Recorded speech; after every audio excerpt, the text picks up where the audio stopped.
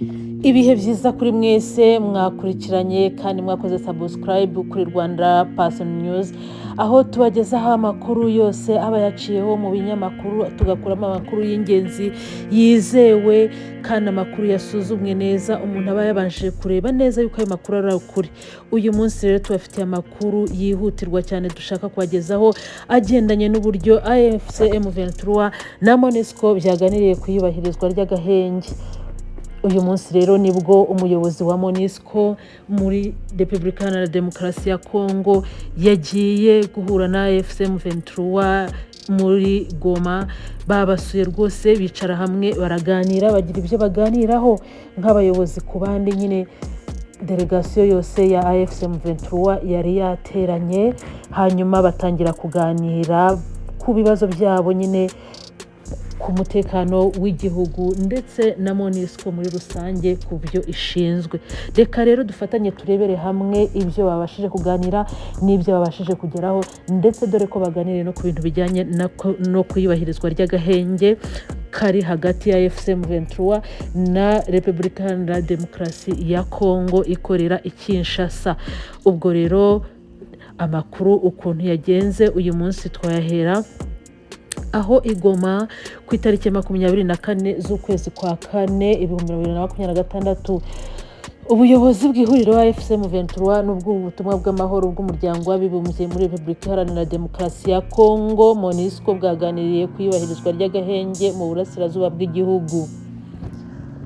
Ibiganiro byabereye muri Serena Hotel byitabiriwe n'umuyobozi mushya wa MONUSCO James Swan, wagiriye uruzinduko rwe mbere mu mujyi wa Goma kuri uyu wa 24 Mata 2026, anakoresha ikibuga cy'indege cyahoze kimaze igihe kirekire kingana n'umwaka gifunzwe.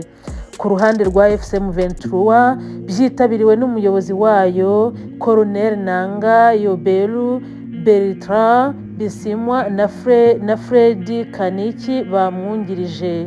Umunyamabanga uhoraho w'iri huriro Benjamin Mbonimpa n'abo mu rwego rw'umutekano.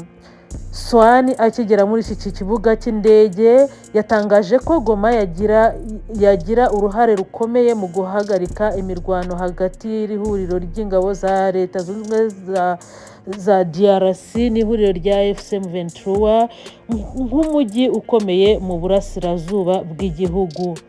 Umuyobozi muri Loni ushinzwe ibikorwa by'ubutumwa bw'amahoro Jean Pierre Lacroix yageze Igoma muri Gashyantare 2026 agaragaza ko indege ya drones za MONUSCO zigenzura iyubahirizwa ry'agahenge zizajya zituruka muri uyu mujyi. Swan yasobanuriye abanyamakuru ko akanama ka Loni gashinzwe umutekano kasabye ingabo za MONUSCO gushyigikira icyo gikorwa byo kugenzura agahenge biri mu mushinga w'urwego mpuzamahanga ruhuriweho n'uruvuguruye EGVM+.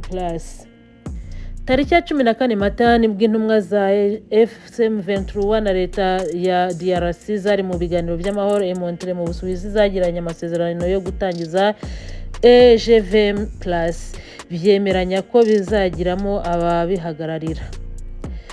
Swan yashimiye iyi ntambwe, igaragaza ko kugira ngo imirimo ya EGVM+ igende neza, ibitero bya drones bigomba guhagarara n'ibikorwa byo kuyobya bigahagarara, ingabo za MONUSCO zigakorera ingendo mu bwisanzure. Umuyobozi wa MONUSCO kandi yasabye ko ikibuga cy'indege cya Goma n'ikirere gifungurwa kugira ngo byifashishwe n'abari mu butumwa bwa EGVM+. Mu kiganiro n'abanyamakuru cyabaye tariki ya 22 Mata, umunyamabanga uhoraho wa AFC M23 Benjamin Mbonimpa yatangaje ko gufungura ikibuga cy'indege cya Goma n'ikirere cyabyo biri mu maboko ya leta ya DRC. Mbonimpa yagaragaje ko leta ya DRC ariyo yafunze ikirere kandi ko mbere y'uko ingabo zayo ziva mu mujyi wa Goma mu ntangiriro za 2025 zangije umunara w'ikibuga cy'indege kandi ko zanatezemo ibisasu. Yagize ati, ikibuga cy'indege cyatezwemo ibisasu, dukwiye no gutekereza kubitegura. Icyo ni ikibazo tekinike. umunara ntugikora nta kigenda. None se kubera icya FCM23 isabwa gukora ibitari mu bubasha bwayo, aba mbere bagomba gusaba ko gifungurwa ni ya FCM23. Swane yageze i Goma nyuma y'urugendo amaze iminsi akorera mu bice bigenzurwa na leta ya DRC mu ntara ya Kivu y'Amajyaruguru na Ituri, aho yaganiriye n'abayobozi babyo ku bufatanye na MONUSCO mu kurinda umutekano n'abasivili. Reka tubamenyeshe ko James Swane yageze i Goma bwa mbere kuva yatangira inshingano ku itariki ya 7 Mata. Swane yagaragaje ko Goma ari igice cy'ingenzi cyakwifashishwa mu bikorwa byo kugenzura iyubahirizwa ry'agahenge.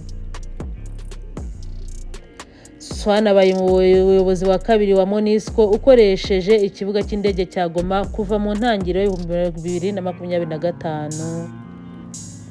Abayobozi ba MONUSCO na FCM23 baganiriye ku iyubahirizwa ry'agahenge.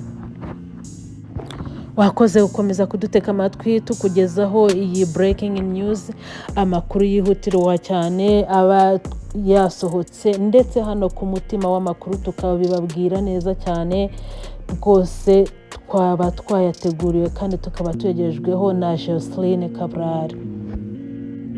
Nshuti bavandimwe rero mwaduteze amatwi, mudukorere like, mukomeze mutwereke urukundo, mudushyigikire, musharinge, mushireho na comment yariyo yose rwose irakenewe. Murakoze cyane, natwe tubashe kuzamuka. Iyi channel yacu ni nshyashya, mukomeze mudushyigikire tuzamuke nibura turebe ko twageza mu mpera z'ukwezi gutaha dufite nibura aba subscribers nibura 2,000, natwe amakuru agere ku bantu bose. Rwose mudutere courage, ibi ni ibintu byiza cyane kandi uko tugomba kubaho tugomba kwihangira imirimo.